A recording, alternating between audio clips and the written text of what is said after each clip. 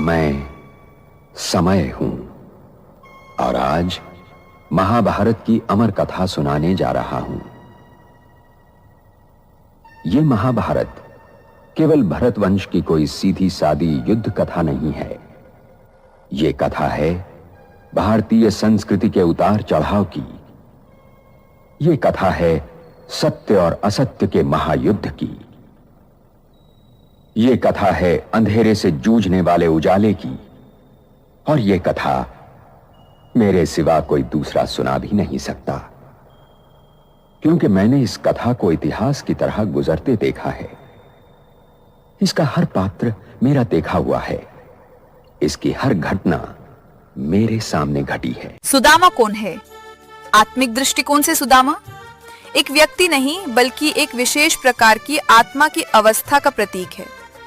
यह उस आत्मा की कहानी है जो ईश्वर कृष्ण को जानती है, प्रेम करती है, परंतु जीवन की कठिनाइयों में फंसी हुई है और अपनी आत्मिक स्थिति को भूल चुकी है।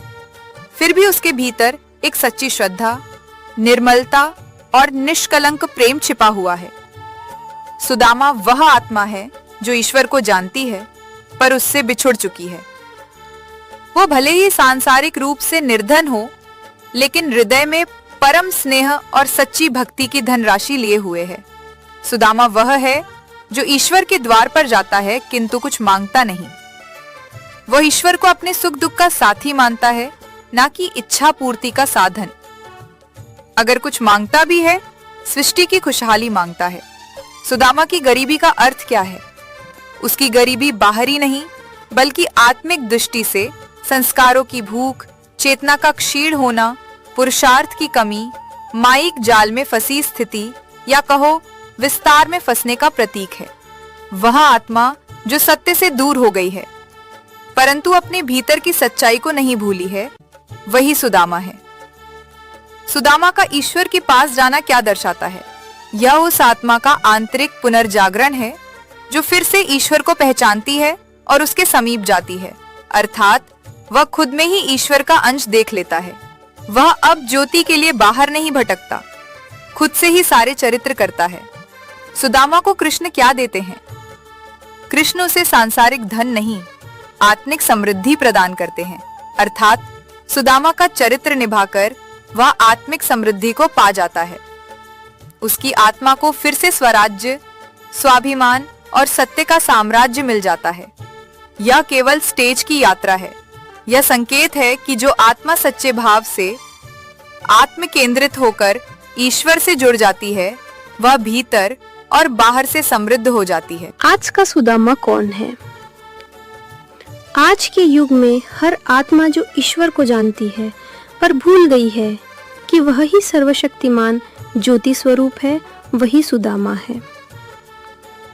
जो आत्मा माया जाल में फंसी हुई है परंतु भीतर से निर्मल और भक्तिपूर्ण है, वही सुदामा है। और जो आत्मा सच्चे प्रेम से, संकोच और विनम्रता के साथ आत्मस्वरूप ईश्वर की ओर लौटती है, वही सच्चा सुदामा बन जाती है। कई क्या लगभग बहुत से सुदामा उस प्रधाल स्टेज से उबर ही नहीं पाते, किंतु बहुत थोड़े सच्चे सुदामा के लिए कृष्ण का चरित्र दौड़े चला आता है। इसका सारांश सार। सुदामा कौन है? अविनाशी, कल्याणकारी, अनादि, बने बनाए, कल्प कल्प हू बहू रिपीट होने वाले ड्रामा में देवी देवताओं और असुर रूपी पाठ की कथा कहानी के समस्त किरदार साकार देह और निराकार आत्मा के आकारी स्वरूप एक्टर के समय चक्र के अंतिम पहर अमृत वेला संगम युग के हैं। यहाँ साकार और निराकार जगत के मध्य के पार्ट इमर्ज होते ड्रामा में, अतः आत्मिक दृष्टिकोण से सुदामा भी एक साकार व्यक्ति का किरदार नहीं, बल्कि एक विशेष प्रकार अर्थात साकार देह के आकारी और निराकार आत्मा एक्टर के अव्यक्त अवस्था का प्रतीक है। यह आत्मा एक्टर के उस पार्ट की कहानी है जहाँ उसमें एक परम स्वरूप ईश्वर कृष्ण की समझ और स्वरूप से प्रेम का पार्ट इमर्ज है। साथ ही इस समझ के उजाले के साथ अंधेरे के पार्ट का संगम भी है। क्योंकि संगम युग अमृत वेला के समय है, इस अनुसार जीवन की कठिनाइयों, अंधेरे के पाट में फंसे होने का रोल भी है और अपनी आत्मिक स्थिति को भूलने का भी है। फिर भी उसके भीतर एक सच्ची श्रद्धा, निर्मलता और निष्कलंक प्रेम इमर्ज हुआ है। सुदामा आत्मा एक्टर का वो पार्ट है जिसमें वो ईश्वर को जानती है पर उससे बिछुड़ चुकी है। वो भले ही सांसारिक रूप अर्थात देह के संबंधों और देह के पदार्थों से निर्धन हो, लेकिन हृदय में परम स्नेह और सच्ची भक्ति की धनराशि लिए हुए है। सुदामा वो है जो ईश्वर के द्वार पर जाता है किंतु कुछ मांगता नहीं। वो ईश्वर को अपने सुख दुख का साथी मानता है, ना कि इच्छा पूर्ति का साधन। अगर कुछ मांगता भी है, सृष्टि की खुशहाली मांगता है। सुदामा की गरीबी का अर्थ क्या है? उसकी गरीबी बाहरी नहीं बल्कि आत्मिक दृष्टि से संस्कारों की भूख, चेतना का क्षीण होना, पुरुषार्थ की कमी, माइक जाल में फंसी स्थिति या कहो विस्तार में फंसने का प्रतीक है। वो पार्ट जिसमें आत्मा एक्टर जो सत्य से दूर हो गई है परंतु अपने भीतर की सच्चाई का अंश को इमर्ज होता देख रही है, यही अव्यक्त पार्ट सुदामा है। सुदामा का ईश्वर के पास जाना क्या दर्शाता है? ये आत्मा एक्टर के आंतरिक पुनर्जागरण के पार्ट के इमर्ज होने का रोल है, जिसमें वो कल्प कल्प माफिक फिर से ईश्वर स्वरूप को पहचानने और उसके समीप होती है, अर्थात वो खुद में ही ईश्वर का अंश देख लेता है। वो अब ज्योति के लिए बाहर नहीं भटकता, खुद से ही सारे चरित्र होते देखता है। सुदामा को कृष्ण क्या देते हैं?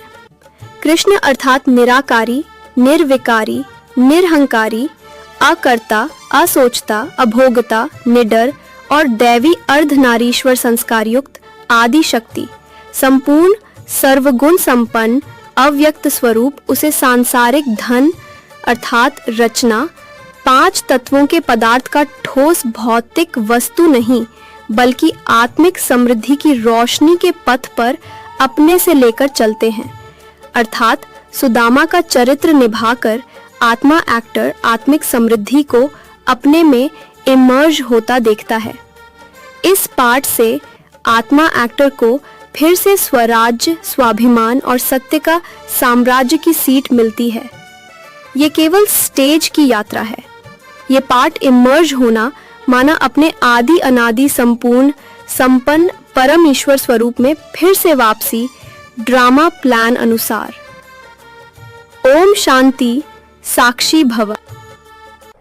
मैं ही दुर्योधन हूं, मैं ही अर्जुन और मैं ही कुरुक्षेत्र।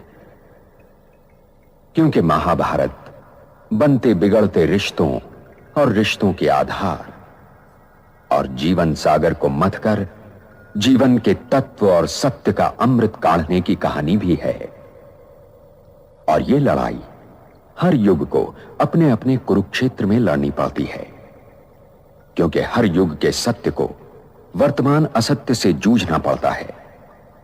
और जब तक मैं हूं, यह महायुद्ध चलता रहेगा और मेरा कोई अंत नहीं।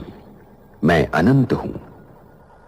इसीलिए यह आवश्यक है कि हर वर्तमान इस कहानी को सुने और गुने, ताकि वो भविष्य के लिए तैयार हो सके।